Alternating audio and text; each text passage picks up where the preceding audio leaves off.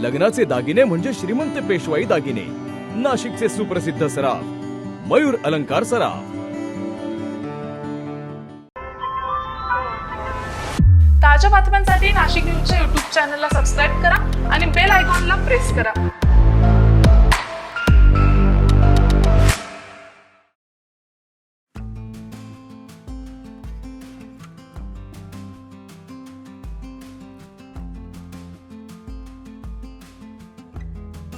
नाशिकमध्ये आगामी सिंहस्थ कुंभमेळ्याच्या पार्श्वभूमीवर तपोवनातील कामांबाबत होत असलेल्या आरोपांवर मंत्री गिरीश महाजन यांनी आज स्पष्टीकरण दिले। कुंभमेळ्यासाठी आवश्यक तेवढ्याच राहुट्या उभारल्या जातील, तसेच झाडतोडीबाबत अप्रचार सहन केला जाणार नाही, असाही इशारा त्यांनी यावेळी दिला। मंत्री गिरीश महाजन म्हणाले की गेल्या कुंभमेळ्यात जितक्या राहुट्या होत्या तितक्याच यावेळी उभारण्यात येणार आहे। कामांसाठी काही झाडं हलवावी लागतील, मात्र ती झाडं दुसऱ्या ठिकाणी पुनर्रोपित केली जातील। मागील कुंभमेळ्यात हलवलेल्या झाडांपैकी 80% झाडं आजही जिवंत असल्याचा दावा त्यांनी यावेळी केला। जय श्रीराम, जय जय श्रीराम।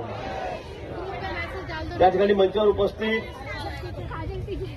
आदरणीय पूजनीय आमचे कनिगिरीजी महाराज, त्र्यंबकेश्वर, नाशिकहून आलेले सर्व साधू संत महंत, सर्व आदरणीय पूजनीय त्या ठिकाणी उपस्थित आपले आमदार राहुलजी, दिव्यादिताई, सर्व अधिकारी, उपस्थित सर्व निसर्गप्रेमी वृक्षप्रेमी बंधू भगिनींनो आणि पत्रकार मित्र, आज मला वाटतं आपल्यासाठी अतिशय महत्वाचा दिवस आणि आनंदाचाही दिवस आहे।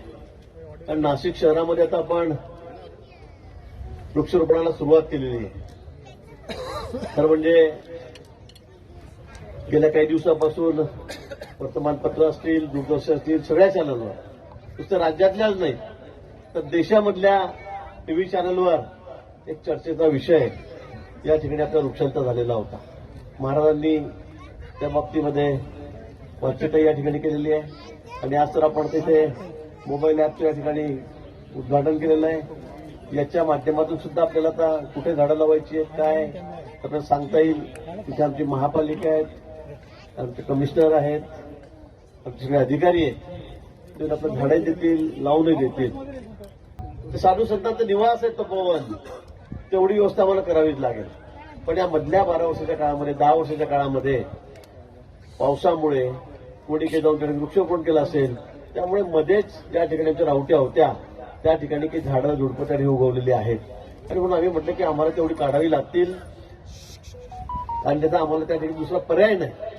आणि संत त्या ठिकाणीच राहत आहेत, सगळे साधू संत महंत देशभरातून आलेले हे त्या ठिकाणी राहत आहेत आणि म्हणून त्यांची तेवढी व्यवस्था करणं हे अपरिहार्य आहे। आणि आम्ही त्यातही हे सांगितलं की आम्ही ही इथली झाडं जी या ठिकाणी काढू ती आम्ही लगेच त्याचं दुसऱ्या ठिकाणी स्थलांतर करू, आम्ही रिप्लांटेशन आम्ही त्या ठिकाणी करू, तशी व्यवस्था पण आहे। गेल्या वेळी आम्ही जवळपास 1000 झाडं काढली होती, त्यातली 700 झाडं जगलेली आहेत, म्हणजे 70% 65% त्याचा सक्सेस त्या ठिकाणी आहे।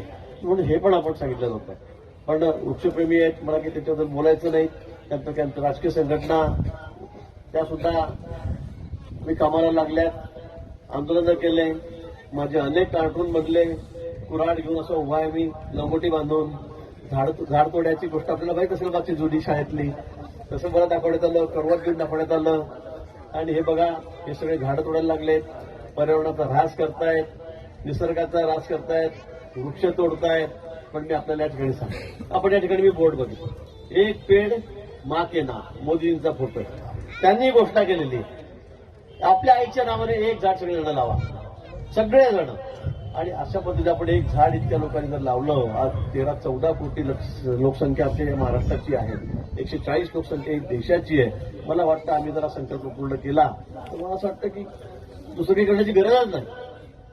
आणि म्हणून इतकं वृक्षावर प्रेम, निसर्गावर प्रेम आमच्या पंतप्रधानांचं या ठिकाणी आहे, आमच्या मुख्यमंत्र्यांचं या ठिकाणी आहे। आणि मग ते कसे परवानगी दिली मला एवढं झाड तोडायला?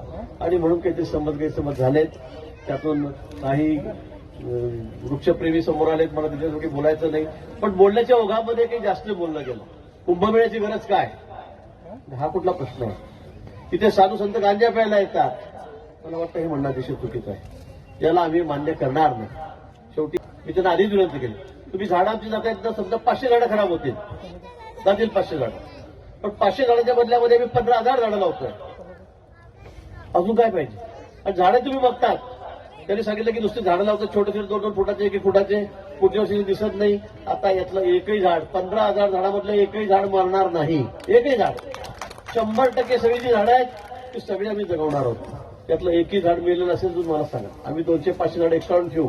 कदाचित काही धक्क्याने येण्याच्या ट्रान्सपोर्टिंगमध्ये शेखरजींनी या ठिकाणी सांगितलं की 1300 किलोमीटर झाड आणले आम्ही. कुंभमेळ्याबाबत आक्षेपार्ह विधान करणाऱ्यांवर नाराजी व्यक्त करत 15,000 झाडांपैकी एकही झाड मरणार नाही असं मंत्री महाजन यांनी स्पष्ट केलं.